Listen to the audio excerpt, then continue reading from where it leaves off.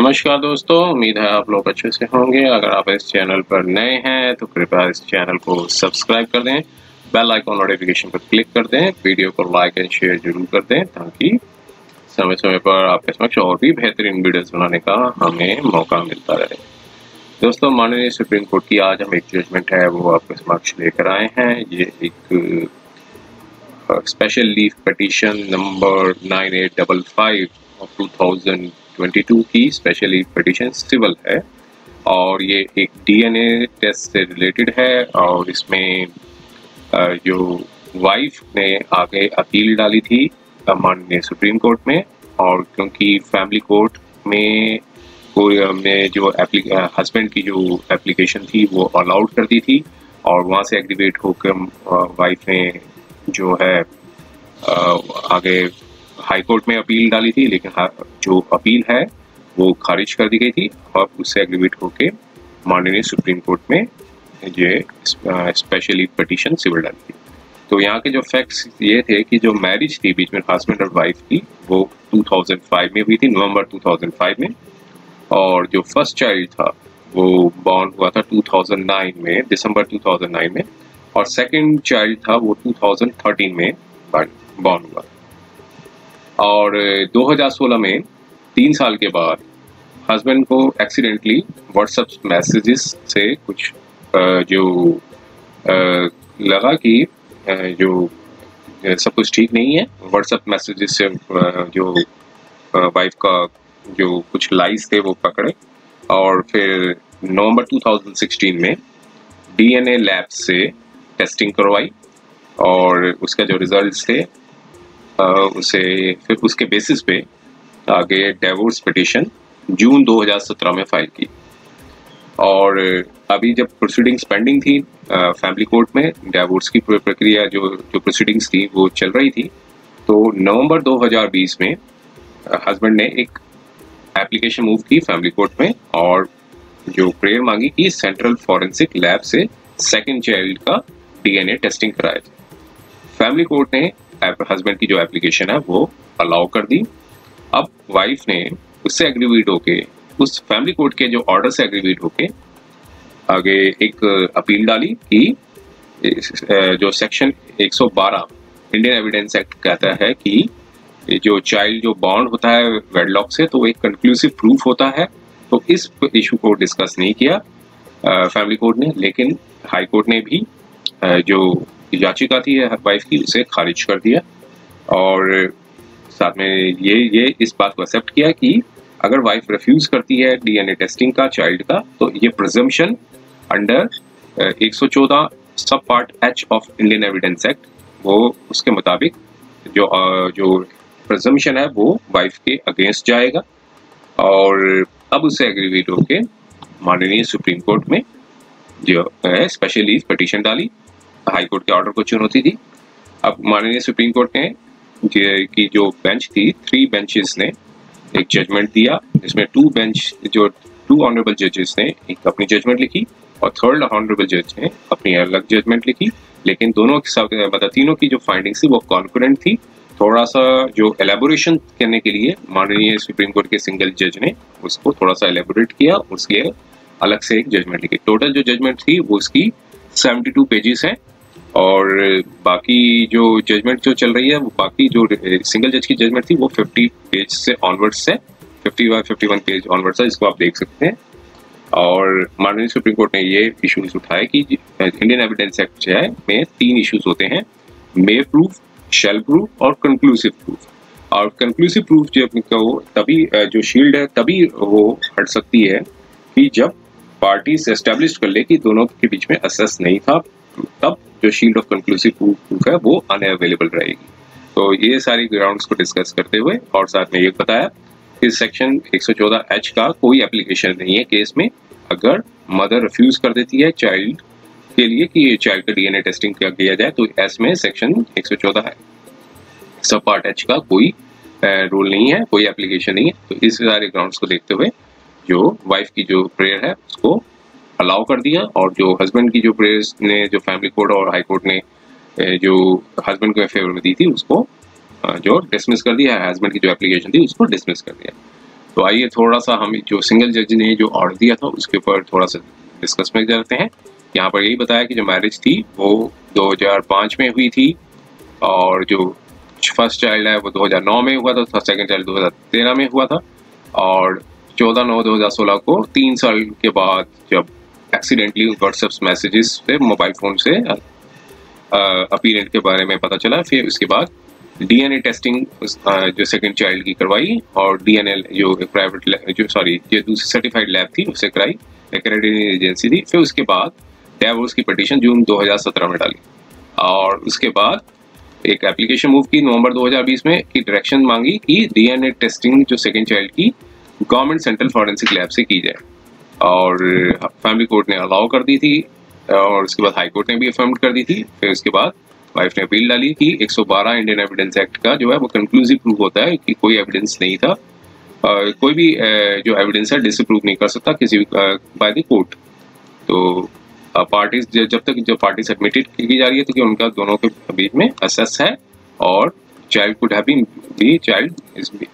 Have been B gotten.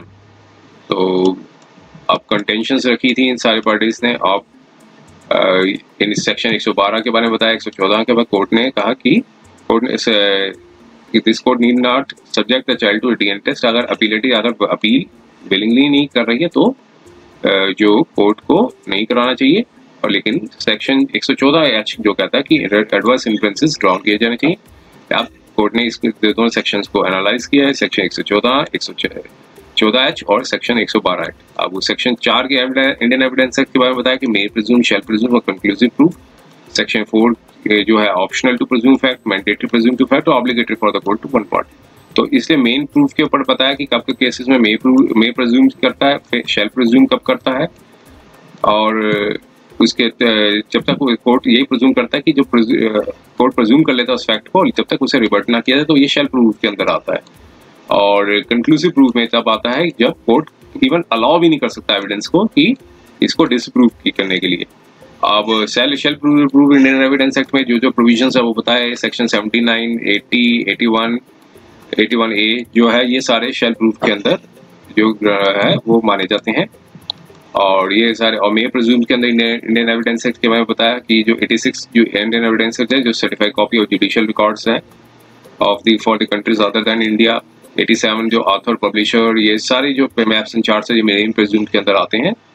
और इसके बाद एक कंक्लूसिव प्रूफ जो लेजिटिमेसी है, तो ये 112 जो इंडियन एविडेंस एक्ट ये कहता है कि विंडोज ओपन है enabling parties who question the legitimacy of the child to show that, पहले वो शो करें कि उनको बीच में कोई असेस नहीं हो सका है, और child when the child could have been begotten, तभी जो है वो 112 का जो पार्ट है वो प्ले हो।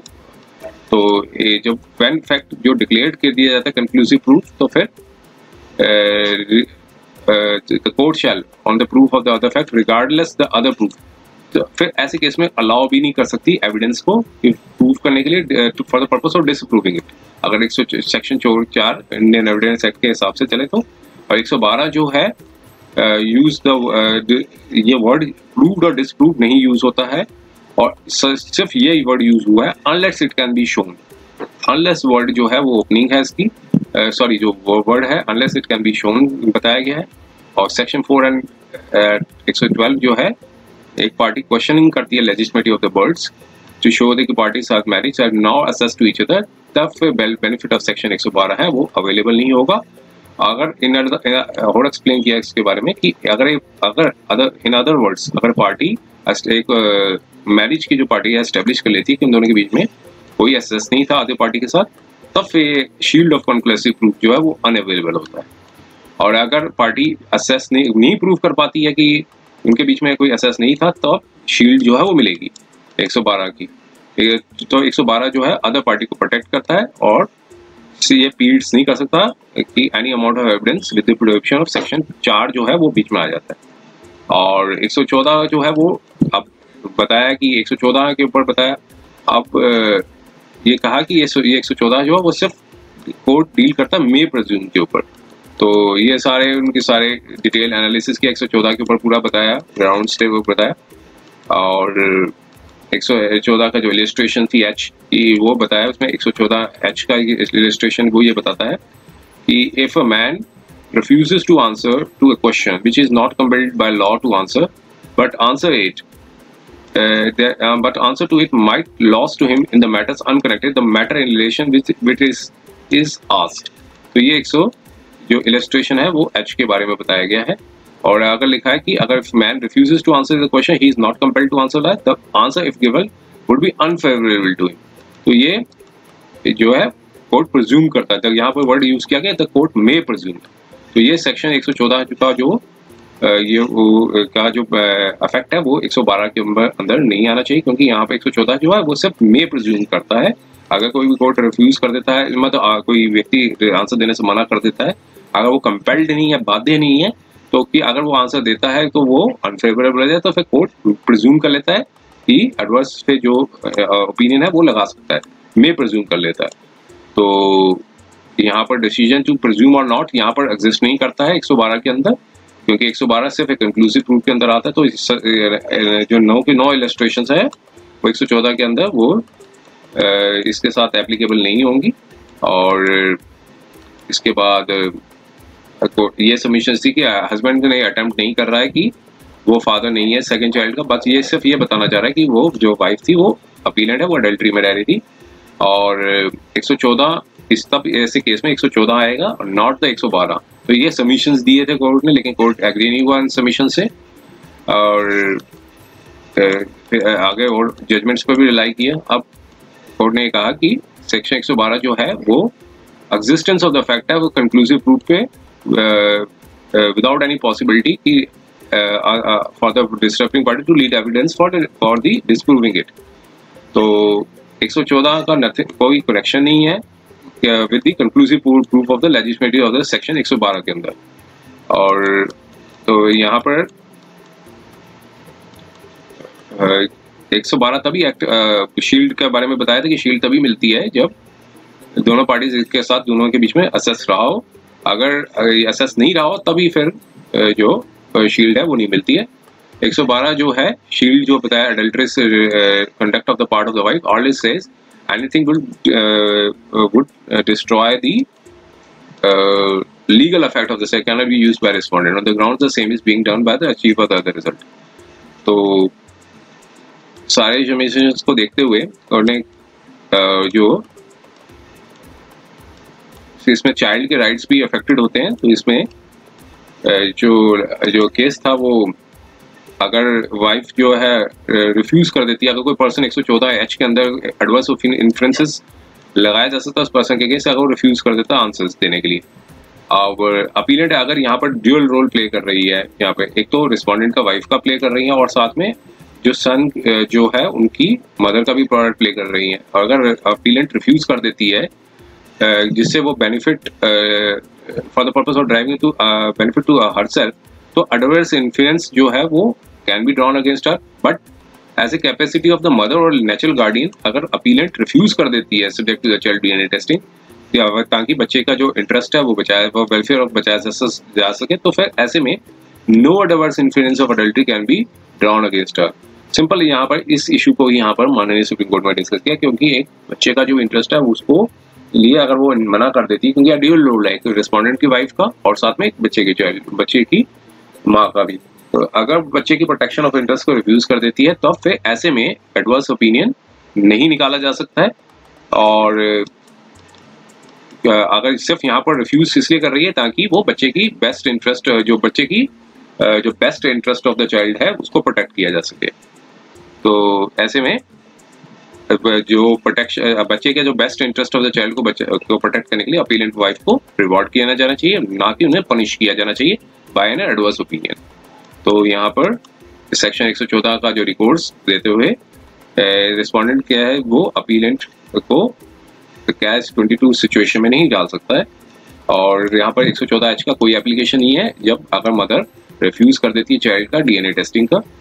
Object of conducting DNA testing on the child ही है ये शो करने के लिए कि रिस्पोंडेंट जो है वो एक बायोलॉजिकल फादर नहीं है। अगर फैक्ट एस्टेब्लिश्ड हो गया है कि it follows at a corollary that appellant was living in a relationship with that the appellant was living in a adulterous relationship. अगर ये फैक्ट एस्टेब्लिश्ड हो जाता है तो फिर ये एस्टेब्लिश्ड हो जाएगा कि अपीलेंट जो है वो अडल्ट्रस रिलेशनशिप में रह रही है।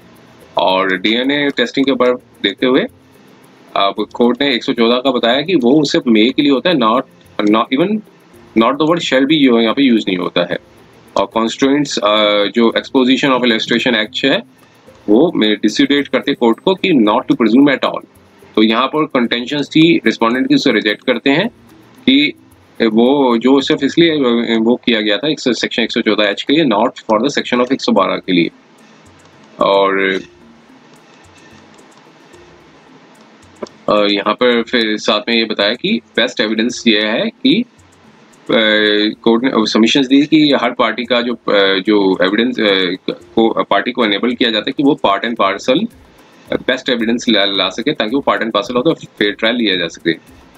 तो ये सारे सबमिशंस को कोर्ट ने एक्सेप्ट नहीं किया और रिजेक्ट कर दिया, बाकी और भी जजमेंट्स पर रिलाई किया। अब यहाँ पर ये कोर्ट ने एक्सेप्ट किया कि जो लिस्ट था दोनों पार्टीज के जो डिस्प्यूट था वो पार्टीज ऑफ द मैरिज के ऊपर था, क्योंकि डाइवोर्स था वो हस्बैंड और वाइफ के बीच में हो रहा था। लिस्ट यहाँ पर ये नहीं था कि between one of the parties of the marriage and child किसके जो जिसकी पेटर्निटी को क्वेश्चन किया जा रहा है। तो ये मीन्स डिस्प्यूट डाइवोर्स का जो केस चल रहा था तो हस्बैंड और वाइफ के बीच में चल रहा था, और इसलिए लिस्ट कहा गया। और लिस्ट जो है वो उसके बीच में नहीं था कि जो पार्टीज ऑफ द मैरिज और जो सेकेंडली जो चाइल्ड है उसकी पेटर्निटी को क्वेश्चन किया जा रहा है। तो अगर वन ऑफ पार्टी अगर उसको एक बेनिफिट मिल रहा है एक फेयर ट्रायल से, तो कोर्ट्स जो है वो सेक्रीफाइस नहीं कर सकती जो best and rights of the third party to the list that is the child, namely the child. तो अगर बेनिफिट देने के लिए कोर्ट सेक्रीफाइस नहीं कर सकती थर्ड पार्टी के राइट्स को, जो लिस्ट का जो थर्ड पार्टी है उसको सेक्रीफाइस नहीं कर सकती। इसलिए कोर्ट ने यहाँ पर अपनी कॉन्फ्रेंस दी, जो बाकी जो डबल बेंच ने जो डबल ऑनरेबल जजेस ने दी थी उससे उन्होंने एग्री किया। तो मीन्स हस्बैंड की जो अपील थी वो अलाउ कर दी थी, वाइफ की अपील करी। तो यहाँ पे ये भी बता दिया कि इससे प्रिक्लूड नहीं किया जा सकता हस्बैंड रिस्पोंडेंट को, रिस्पोंडेंट हस्बैंड को, कि वो अदर एविडेंसेस भी लगा सकते हैं जिससे एस्टेब्लिश कर सके एलिगेशन जो दिए लगाई हैं उन्होंने against the appellate in the petition for the divorce. Means divorce case अभी चल रहा था, तो ये जो कंटेंशन थी उसको सिर्फ रिजेक्ट किया गया कि जो प्रेयर थी उसको रिजेक्ट किया गया कि लेजिटिमेटी को चाइल्ड को चैलेंज करने के लिए कि इससे एस्टेब्लिश हो जाएगा कि वाइफ जो रिलेशन में रह रही है अगर पेटर्निटी एस्टेब्लिश होती है। तो सिर्फ इस इशू को माननीय कोर्ट ने जो है वो रिजेक्ट किया था हस्बैंड का, और वाइफ की जो अपील है उसको अलाउ कर दिया था। तो ये था 20 फरवरी 2023 का वीडियो। उम्मीद है ये वीडियो आपको पसंद आया होगा। अगर ये वीडियो पसंद आया तो कृपया इस चैनल को सब्सक्राइब कर दें, बेल आइकन नोटिफिकेशन में क्लिक कर दें, वीडियो को लाइक एंड शेयर जरूर कर दें ताकि समय समय पर आपके समक्ष और भी बेहतरीन वीडियोस बनाने का हमें मौका मिलता रहे। समय देने के लिए बहुत बहुत धन्यवाद।